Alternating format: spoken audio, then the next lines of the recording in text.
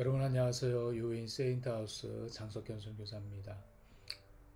오늘은 11번째 시간이죠. 하나님 나라에 대한 11번째 시간인데 하나님 나라와 교회의 미래라고 하는 제목으로 함께 말씀을 나누었으면 좋겠습니다. 말씀은 에베소서 1장 23절의 말씀 먼저 읽어드립니다. 교회는 그의 몸이니 만물 안에서 만물을 충만케 하시는 자의 충만이니라 라는 말씀입니다. 김승현 목사님이라고 하는 분이 21세기 한국교회 어디로 가야 하나라고 하는 책에서 예로 든 말씀 하나가 있습니다. 세계 사람들은 미국 대통령 이름은 잘 몰라도 코카콜라의 이름을 모르는 사람은 거의 없다.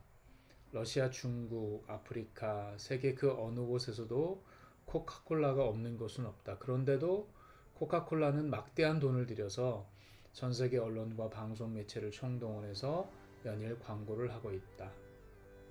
한 신문 기자가 코카콜라를 찾아가서 매니저에게 물었다고 한다. 코카콜라는 세계에 안 들어간 나라가 없고 코카콜라를 모르는 사람이 없습니다.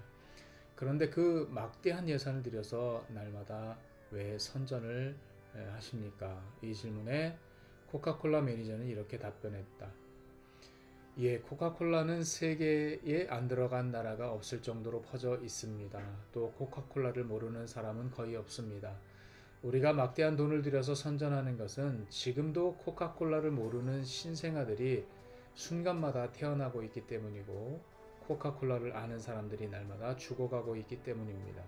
만약 코카콜라가 단 하루라도 한 달 혹은 1년 이상 선전을 하지 않는다면 코카콜라는 금방 세상 사람들에게서 잊혀지고 말 것입니다.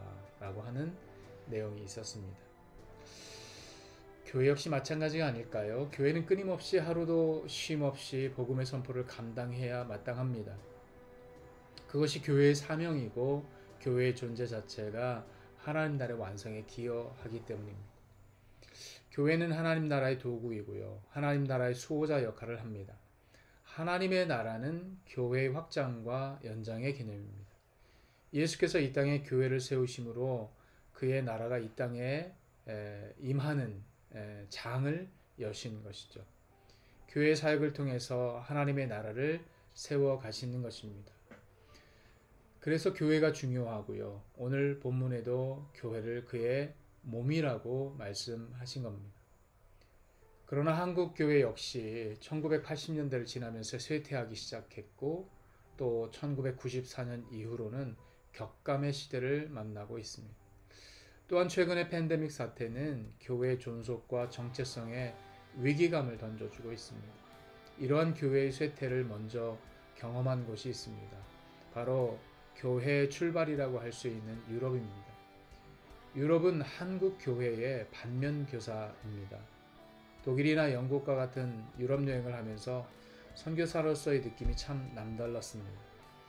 주일날이면 텅텅 비는 독일의 교회들, 젊은이들은 없고 나이 많은 사람들만 겨우 교회를 채우고 또 영국 교회에서는 텅 빈 교회당들이 나이트클럽이나 또 누드 화실, 또 레스토랑 이런 것들로 팔려나가는 현실을 보게 됩니다.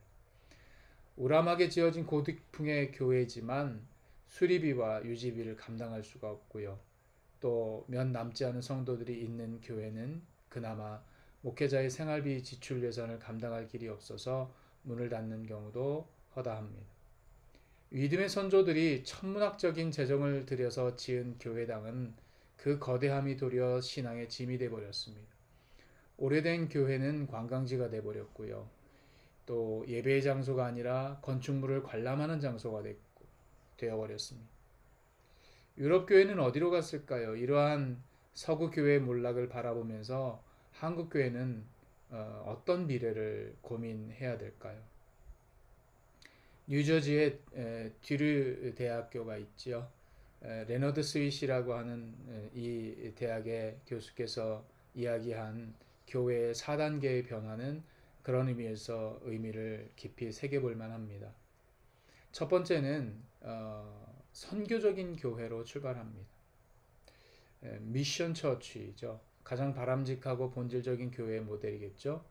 모든 일을 복음을 전하기 위해서 하고 주님 나라를 확장하는 일을 우선시하는 교회의 모습입니다.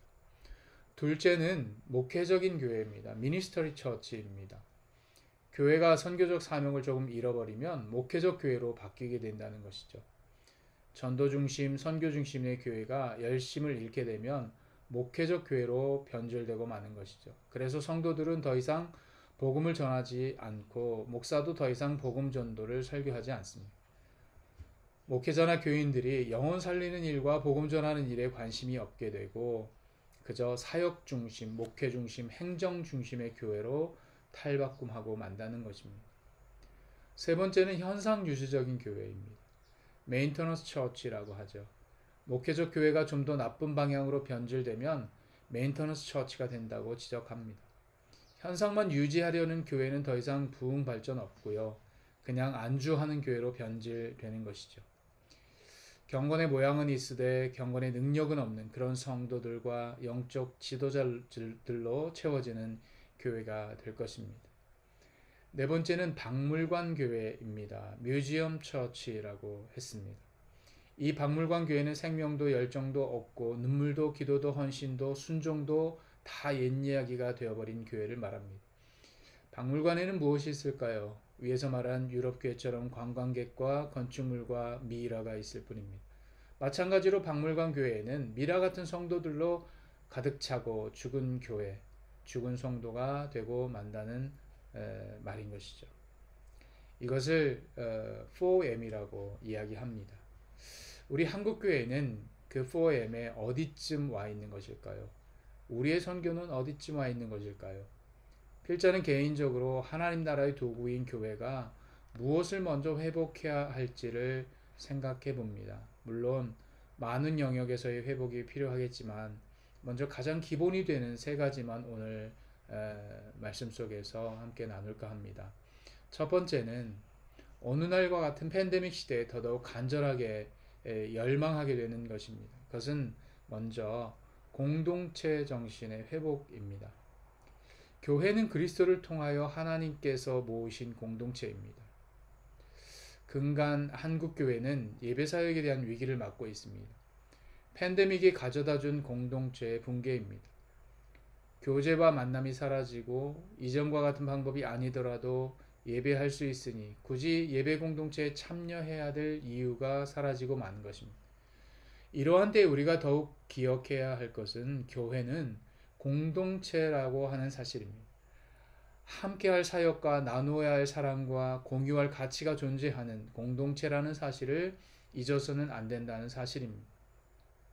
단순히 기능적인 것만을 추구하는 것이 아닙니다. 공동체 안에 흐르는 에너지와 보이지 않는 성령의 역사를 잊어서는 안 되는 것이죠. 지난 4월 첫째가 컨설팅 회사에 취업을 하고 사회생활을 시작했습니다. 예견한 대로 출근을 하지 못했고 재택근무로 사회생활을 시작했죠. 회사가 지시한 일들을 집에서 앉아서 처리합니다. 어찌 보면 출근도 안 하고 상사 눈치도 안 보고 좋지 않을까 생각하지만 사정은 매우 다릅니다. 기능적으로는 어떤 일을 진행하는데 문제가 없을지 모르지만 체온과 공감과 또 인간만이 가지고 있는 활동성이 사라져 버렸습니다. 더 놀랄 일은 동경 한복판에 굳이 비싼 사무실을 확보하고 출퇴근에 시달리는 비능률에 시달리지 말고 효과적인 아웃풋만 제출하면 좋겠다는 의식이 싹트고 있다는 것입니다. 팬데믹이 지나더라도 이 재택은 사라지지 않을 거라는 전망이죠. 인간이 기계가 되어버린 순간입니다. 교회 역시 다르지 않습니다. 날마다 마음을 같이하여 성제는 모이기를 힘쓰라 하신 말씀이 더욱 마음에 새겨지는 시대입니다. 히브리어의 카할이라고 하는 이 단어가 70인역에서 에클레시아로 번역된 단어입니다. 이것은 믿는 사람들의 모임이라고 하는 뜻이죠. 교회는 건물이 아닌 참 이스라엘 백성을 지칭합니다. 전치사 에크라고 하는 에크와 또 동사 칼레오의 합성어로서 밖으로 부르다의 의미입니다. 사단의 세계 속에서 예수님께서 우리를 밖으로 불러내신 것이죠. 예수께서 내가 이 반석 위에 교회를 세우리니 라고 하시는 이 말씀의 의미는 건물을 세우는 의미로 표현된 말씀이 아닙니다. 주님은 우리 한 사람 한 사람을 부르셔서 공동체로 세우시기를 원하셨다는 것을 우리가 기억할 필요가 있습니다. 두 번째는 예수 없는 예수교회에서의 회복을 요구합니다. 이것은 교회가 세속화에서의 회복됨을 의미합니다. 세속화, secularization 이라고 하는 말은요, 사회 발전으로 인해서 우리가 가진 믿음이 세속 세계 속에서 권위를 잃어버리는 것을 의미합니다. 더 이상 예수님이란 이름이 필요 없는 세상을 말하는 것이죠.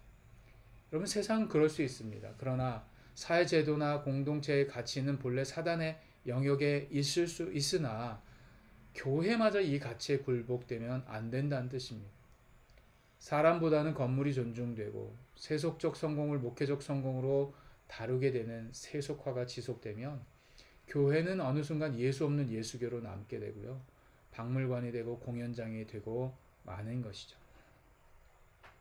마지막으로 좀 어려운 이야기이지만 이 시대의 교회 회복을 위해서 먼저 회복할 것이 바로 신학의 부재인 것 같습니다. 사실 유럽 교회를 망친 주범은요, 자유주의 신학이라는 것에 이견이 없습니다. 자유주의 신학은 근대 지식과 과학과 윤리, 심리학 등을 통해서 기독교를 재해석하려는 시도입니다. 이른바 기독교 모더니즘이라고 말합니다. 이것은 자유주의나 진보적인 기독교와는 맥을 달리합니다. 인간의 지성으로 이해할 수 있는 영역 안에서의 신학을 추구합니다. 그러나 우리의 신앙은 이 신학적 해석으로 다 할 수 없는 것들이 존재합니다. 성령의 활동과 보이지 않는 하나님의 일하심을 이 지성적 신앙으로 대체할 수 없습니다. 사실 신학대학에서 어떤 신앙교육을 시키는지 일반 성도들은 잘 알지 못합니다. 그러나 신학교의 절반이 이 자유주의 신학에 물들어 있다는 것은 곧 교회의 쇠퇴를 예견하는 일입니다. 교회를 살릴 신학이 필요한 시대가 된 것입니다. 이것은 어쩌면 종교 개혁자들이 외쳤던 솔라 피데, 솔라 그라티아, 솔라 스크립투라, 오직 믿음으로, 오직 은총으로, 오직 성경으로와 같이 신앙의 기본으로 돌아가야 할 시대임을 말씀해주고 있는지도 모르겠습니다. 교회의 미래는요, 하나님 나라의 백성인 우리의 손에 있습니다. 교회는 그리스도 예수께서 하나님 나라의 완성을 위해서 우리에게 주신 도구입니다.